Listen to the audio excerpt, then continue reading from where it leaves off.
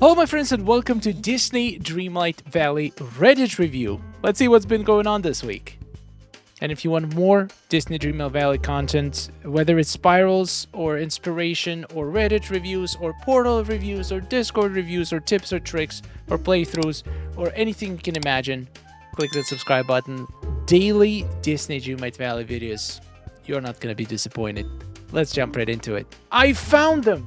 They're real! Are these the red flowers from the game? From the event? Like the button flowers? Wait, this kind of looks like the beach flowers, but in red color. I mean, the leaves are pretty similar. I don't know about the flower. I feel like it's slightly different kind of flower. But like the beach, it looks to me like the beach flower. Hydrangea, I think? There's zinnias. Oh, that's a beautiful name for the flower. Yeah, this looks like a beautiful flower. You just found it randomly on the street. It looks perfect. Like the colors and all the leaves are super healthy. It's just always nice to see a perfect flower like this. From what we started with to what we have now. Ooh, you made... Basically, these are all the starter characters, and these are all the characters that we got. So it looks like the character count pretty much tripled in the game, which is insane. And we are only, what, 3 years in? Does that mean that in another 3 years, this list is going to be double? Imagine that. How many characters we're going to have in the valley. I'm here for it. Bring him on, Gameloft. I don't know what Peter Pan did, but Carpet is not having it. Oh, this is hilarious. Sometimes the companions and the characters just get into these cycled animations where they're like bumping into each other repeatedly or hitting each other repeatedly. It's funny, but it's also sad because most of the time that kind of comes in the way of you trying to do a dream snap and you just want them to maybe move. Like the things are very bad at pathfinding. Like if two things want to get through the same hole, they're not gonna like normally one should wait for another to pass and then they pass, but no, they're just gonna keep bumping into each other until they realize that it's just not happening. Thanks to Dreamlight Valley, Nana won't be left home this time. Oh my god, yes! When I was watching Peter Pan's movie, when I saw that Nana was actually blasted with dust, I thought, oh, the dog is coming with them. She's flying. And then they just basically just disappointed us by just making her leash prevent her from flying. That was actually kind of cruel because they put the pixie dust, which is temporary. And then the dog just flies up. First of all, gets choked by the leash. Second of all, when the dust runs out, the dog is just going to plummet to the ground. So the little kid from the movie literally almost killed their dog. So that's kind of sad. But I'm glad she was okay. And she was welcoming them when they came back. And hopefully she got down safely. Maybe it wears off gradually, so she would just, instead of just falling her face down into the ground, maybe she just slowly started lowering down. That's the best case scenario. But I still don't understand the purpose of that sequence in the movie. Like if they were not gonna get it with her, just why even give her hope? Why give her little hope that she was coming just to then cut it off completely? Instead, they could have just left her there or let her come with them. That would be so much fun. I don't understand. All right, let's see. I see so many people screeching about issues and demanding updates, new characters, and pricing complaints because Disney has the money. But like Disney doesn't own Gameloft at all. Gameloft pays for Disney licensing. Gameloft does what they can within the guidelines and parameters set for them. Oh my god. Well, what are the devs doing all day, working hard, and then even worse, the people who complain the most don't pay for things like DLCs or Moonstones? How do you expect so much out of someone you won't even pay? I've paid way more than $30 for other DLCs and see Dreamlight get railed like it's highway robbery.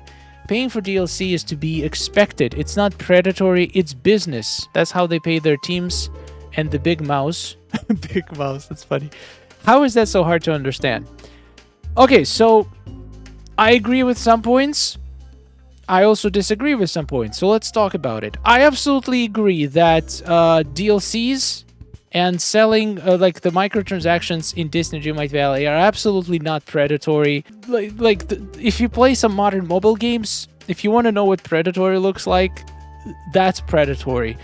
Some mobile games can run you hundreds of dollars every month just to keep up. In Disney Dreamlight Valley, you can make that $100 stretch for pretty much the entire year and still get almost everything the game has to offer, which is honestly very, very good in today's climate.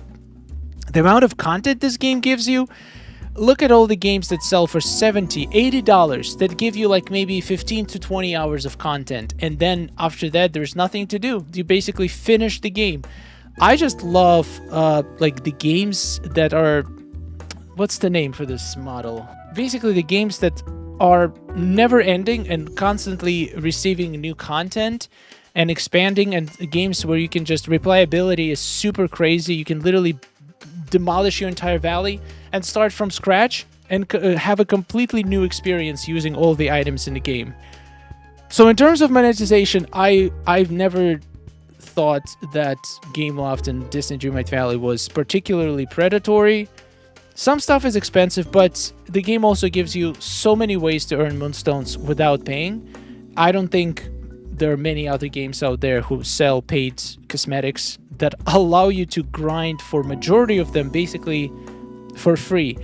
But a few things I feel like were legitimate concerns that I've seen people expressing. For example, Nana being more expensive than usual bundles. And it's not about if she is too it's not about the price. It's about the fact that we used to get more for the same amount of moonstones, and now we're getting less. So complaint is not that she's expensive. Complain that they raised the prices or reduced the amount of content for the same price for no good reason. That I think is a valid complaint. But I do agree with the vibe of this post. There is a lot of gaming companies going under lately. It's just gaming industry right now is extremely competitive, and it's extremely difficult to make a good product that is well liked by lots of players and also can potentially make money for the company that made it. There's hundreds, if not thousands, of people working on this game, and they all need to get paid salaries and the benefits and all this stuff. So it's definitely makes sense that Disney Dreamlight Valley is trying to make money by selling DLC, selling premium shop items, because they keep producing content, which in my opinion is totally fair. I actually feel sorry for the devs. They have created a really good game with tons of free updates, listened to us on the forums and given updates that we wanted, and DLC content really in the grand scheme of games isn't that expensive. I mean, yeah, I feel like if I was a developer and if I was to go online and see a bunch of negative reviews, I feel like most of the reviews though are not for developers themselves, but more for, like, for example, for the pricing of the items, which developers have no control over. Some things like bugs, it's to be expected. There was never a game that didn't have bugs. Some games have less, some games have more. Disney Dreamlight Valley is bound to have more bugs than an average game because, number one, it's available on every single platform that's out there, which is it's impossible to release a game for 20 different well, not 20, maybe 10 different platforms, and to have all of them function perfectly. Also, Disney Dreamlight Valley is a game where the whole world is not stable. The whole world is constantly changing. There is hundreds of thousands of items that could interact with each other in different, unimaginable ways. So many ways the players can customize their world. It's nearly impossible to account for every single possibility. It's just not fair comparing the game like Disney Dreamlight Valley with other games that have like linear story, where basically you can almost like have very little control over modifying the world around you. In Disney Dreamlight Valley, you literally have a canvas, and then you have tools to modify that canvas. That's like the main mechanic of the game, and that is just bound to have more issues there when you just have a linear progression that could be tested very reliably. in Disney Dreamlight Valley, there is a million different ways you can play it, so it's literally impossible to test every single one of these ways. This is why so many bugs happen. This is why they have to fix them after they get reported.